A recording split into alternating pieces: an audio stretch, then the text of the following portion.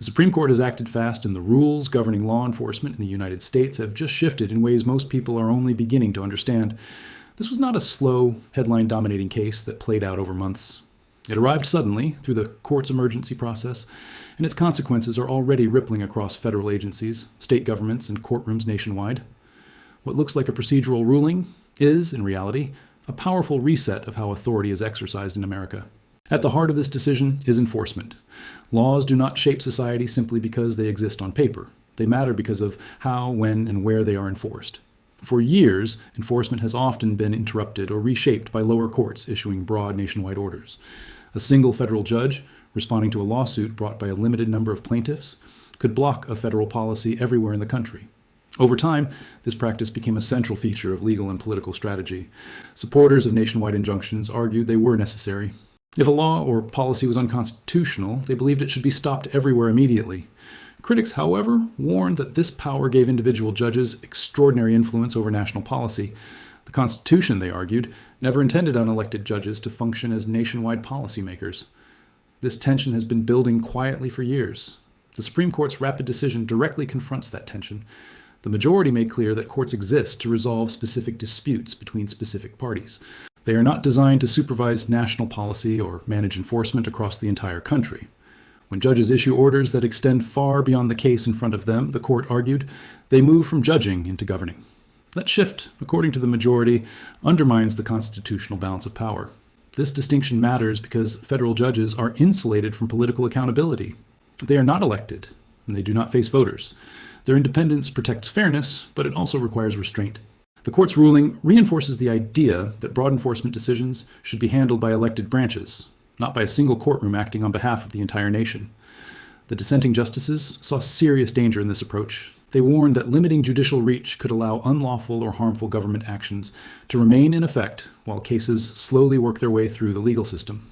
In their view, nationwide court orders have often been the only realistic way to protect large groups of people who lack the resources to file individual lawsuits across multiple jurisdictions. This disagreement reflects a deeper philosophical divide about how rights should be protected. What makes this decision especially significant is how quickly it happened. Emergency rulings are rare. They are reserved for situations where the court believes waiting would cause serious or irreversible harm. By acting fast, the justices signaled that the existing enforcement framework had drifted too far from constitutional design. This was not about one policy or one administration. It was about restoring boundaries that the majority believes were being ignored. The effects were immediate. Federal agencies began reassessing enforcement programs that had been blocked nationwide. Policies that were frozen for years suddenly had a path forward in many regions. State governments started reviewing their legal strategies, both for enforcing their own laws and for challenging federal authority. Legal teams across the country were forced to rethink assumptions that had guided litigation for decades. For law enforcement agencies, this shift is especially important.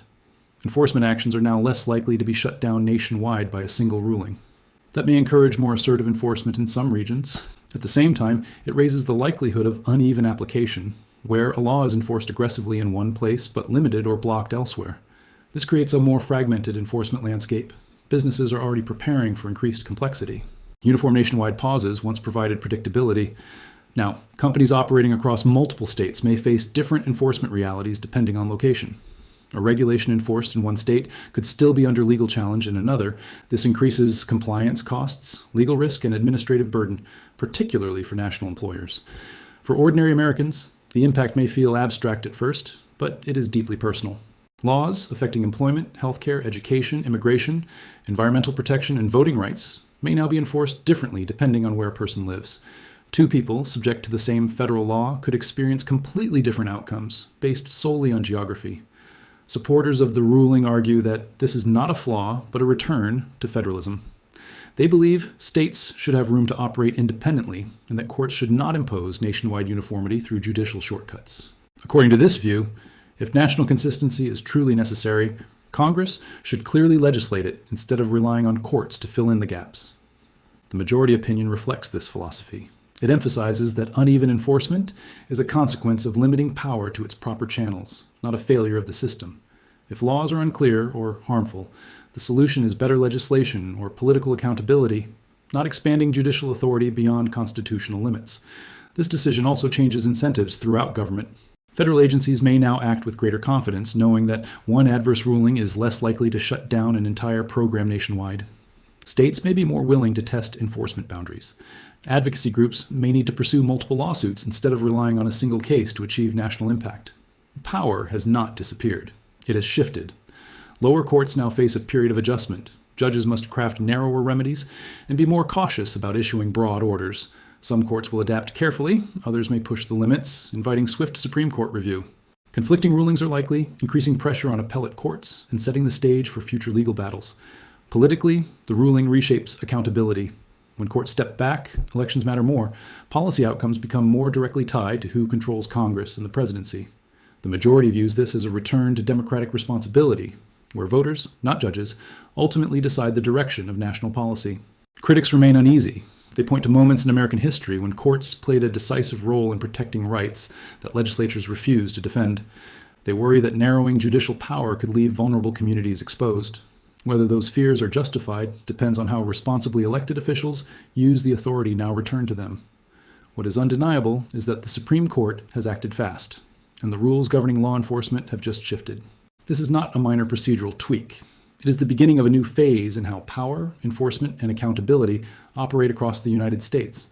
As the impact of this Supreme Court decision spreads, the real story is no longer confined to court opinions or legal theory. It is unfolding in real time, shaping how institutions behave and how power is exercised on the ground. Supreme Court rulings matter most, not when they are announced, but when governments, agencies, and courts begin adjusting their actions in response. And in this case, those adjustments are already changing the enforcement landscape nationwide. One of the most immediate effects is the rise of regional enforcement differences. Without automatic nationwide injunctions, federal laws and regulations may now be enforced in some areas while remaining limited in others. A policy blocked by a court in one district may continue to operate freely elsewhere. Supporters say this restores constitutional discipline by keeping judges within their proper role. Critics argue it creates confusion and undermines the idea that federal law should apply equally to everyone. Federal agencies are responding quickly. In the past, the risk of a single ruling shutting down an entire enforcement program encouraged caution and delay.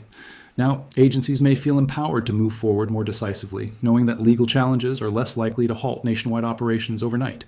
This could lead to faster enforcement, but it also increases uncertainty for individuals and businesses trying to understand what rules apply where. State governments are also recalibrating their strategies. Attorneys general who once relied on sweeping court orders to block federal actions must now pursue narrower, more targeted lawsuits. At the same time, states defending controversial policies may feel freer to enforce them beyond limited jurisdictions. This dynamic revives a more aggressive form of federalism, where states test the boundaries of national authority more openly. Advocacy organizations face a harder road. Litigation has long been the fastest way to achieve nationwide change. That path is now slower and more expensive. Instead of one lawsuit producing national impact, groups may need to file multiple cases across different regions. Well-funded organizations can adapt. Smaller groups may struggle, raising concerns about unequal access to legal protection. For ordinary Americans, the effects may emerge gradually, but they will be felt in everyday life. Workplace rules, healthcare policies, environmental protections, immigration enforcement, and voting procedures may vary more sharply by location. Two people subject to the same federal law could experience very different outcomes depending on where they live. The majority views this as democratic accountability returning to elections. The dissent sees it as a risk to equal treatment under the law. The ruling also sends a clear signal to Congress. For years, lawmakers have relied on agencies and courts to resolve difficult policy disputes. By narrowing judicial power, the Supreme Court is effectively telling Congress to legislate more clearly. If uniform national outcomes are desired, lawmakers must write laws that leave less room for dispute. Ambiguity now carries greater consequences. Lower courts are entering a period of uncertainty. Judges must tailor remedies more narrowly and avoid sweeping orders that exceed their authority. Some will proceed cautiously. Others may test the limits, inviting rapid Supreme Court review. Conflicting rulings are likely, increasing pressure on appellate courts and ensuring continued legal friction.